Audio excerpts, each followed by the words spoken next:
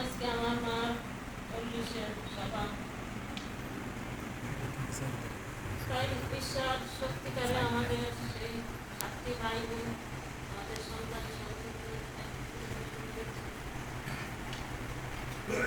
অনেক আনন্দ হচ্ছে, কারণ এই পরিস্থিতির মধ্যে দিয়েও আপনারা আমাদের ডাকে সাড়া দিয়েছেন, উপস্থিত হয়েছেন, আমাদের ধন্যবাদ দিই।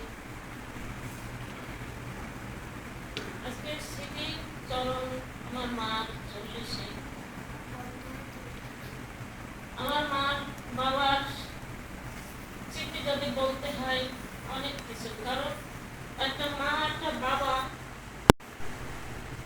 যখন আপনার ছেলে মেয়ে জন্ম দেয় তখন এটাই তাদের কাছে অনেক বড় ভালোবাসার দান।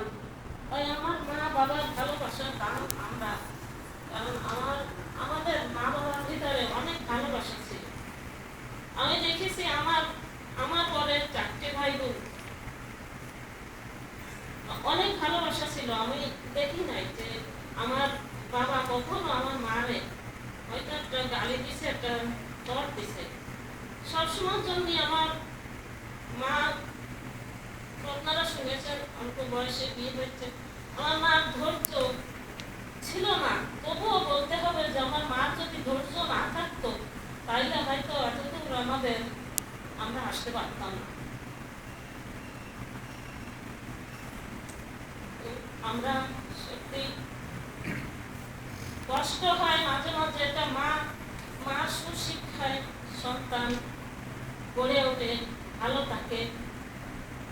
আমার মা বাবা আগের যে যুগ ছিল সেই যুগে পড়াশোনা লেখাপড়া মূল্য ছিল না, কিন্তু আমার বলতে হয় কষ্ট হয়। আমি তবুও আমার যদি না বলি, আমরা যখন পড়াশোনা করেছি, আমি সত্যি এই মণ্ডলীকে আমি শ্রদ্ধা করি। পিতৃমণ্ডলী অনেক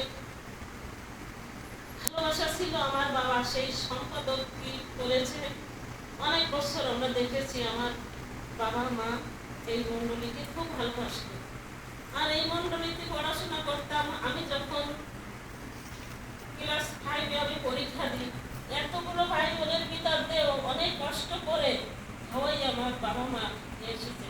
আমি যখন ক্লাস 4-এ পরীক্ষা দিই, মাস্টার ছিল সেই শোভনা পিসি, দুলাল কাকু, সেই খিতিশ মাস্টার, জিতেন্দ্র সর্দার দাদু, তারাই পড়াশোনা করছিল। আমি যখন পাস করি আমি দৌড়িয়ে যাই আমার বাবার কাছে, বাবা আমি পাস করেছি।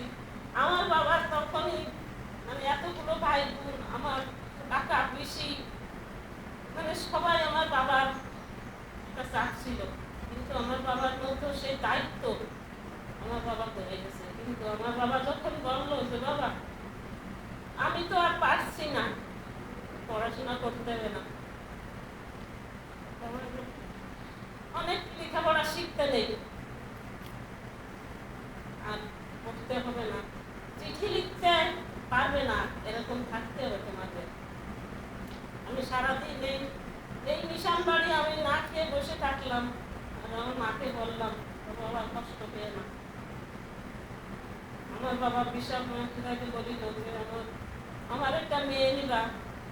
তখন বলেছে যে না, আপনার এক পরিবারের থেকে 2জন নেওয়া যাবে না, একজনই নিতে হবে।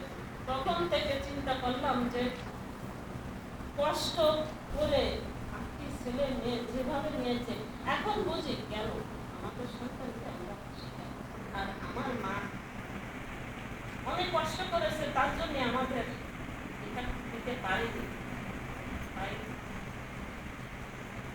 আমার মা আদর্শ ছিল, আমার বাবারও ছিল, কেউ আমার দিকে তাকাতে পারবে না, কেটে ফেলাবো, চোখ পিছিয়ে ফেলাবো, মানে এমন ভাবে শাসন করে রাখতো। আর আমরা সেই আদর্শ আমাদের সেই সুশিক্ষা ভালোবাসা দিয়ে আমাদের মানুষ করেছে। তাই আমরা যেন সেই তাদের আদর্শ ভালোবাসা নিয়ে আমরা করতে পারি। আমাদের জন্য প্রার্থনা করবেন যেন আমরা সেই 7টা ভাই বোন আছে, আমরা যেন মিলেমিশে সেই বাবা মা সেই আদর্শ নিয়ে থাকতে পারি।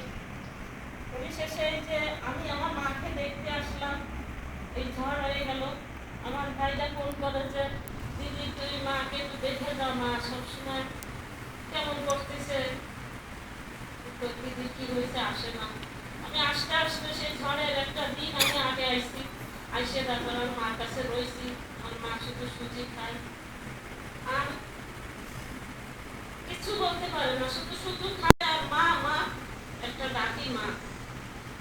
আমি খুব কষ্ট হচ্ছে মারে দেখে, তখন আমি সেই ঝড়ের সময় চিন্তা করলাম যে মা যখন খাওয়া হয়ে গেছে শুধু প্রার্থনা করি। তার বাবুর সাথে কথা হয়েছিল, দেখি তার জীবন নাই, শুধু একটা প্রার্থনা ছিল যে প্রভু মা যখন কিছু খাওয়াই পড়ে গেছে আর কিছু বলতে পারছে না, এই জল বন্যার ভিতরে তুমি তাকে নিও না বলো। আমি চলে গেলাম, সে ঝড় থেমে গেল, বন্যায় তলায় গেল, তবুও চলে গেলাম। আমার মা খাওয়া বন্ধ হয়ে গেল। যাওয়ার সেই 8 দিন পরে মা চলে গেল। আমি যখন যাই, আমি সেই ঝড়ের পরে তখন আমি শুধু মার সেই স্মৃতিটা বা মার যে ইটা আমি সবসময় মনে করতে করতে আমি যে মোংলা নদী রাস্তা পার হয়ে গেছি, কিন্তু আমার কিন্তু ওই খেয়াল নাই, খেয়াল আসছে না যে আমি কি মারে আর দেখতে পারবো। আর ওই হাঁটতেছি আর শুধু প্রভু আমার মাকে জলের ভিতরে নিয়ে কিভাবে খবর দেবো, মানে এরকম চিন্তা করতে করতে আমি সেই মোংলা থেকে অটোয় উঠেছি। তো আমি অটোয় উঠেছি, কিন্তু আমি কোথায় যাবো, কেউ থেকে নামবো, আমার স্মরণ আছে যে আমি খেয়ে নামবো, অটো চালাচ্ছে।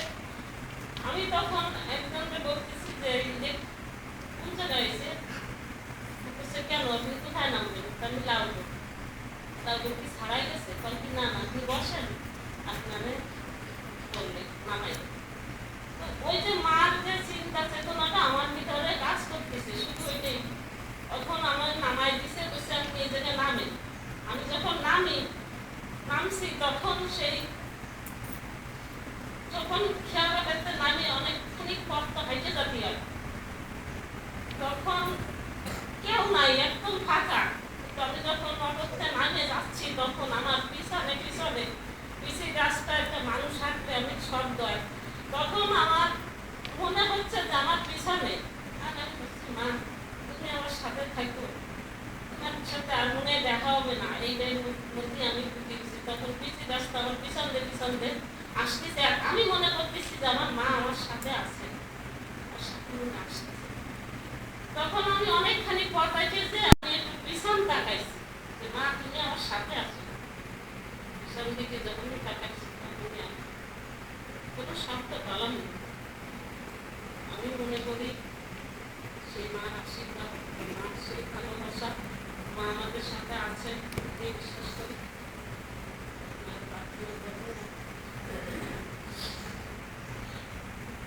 ধন্যবাদ।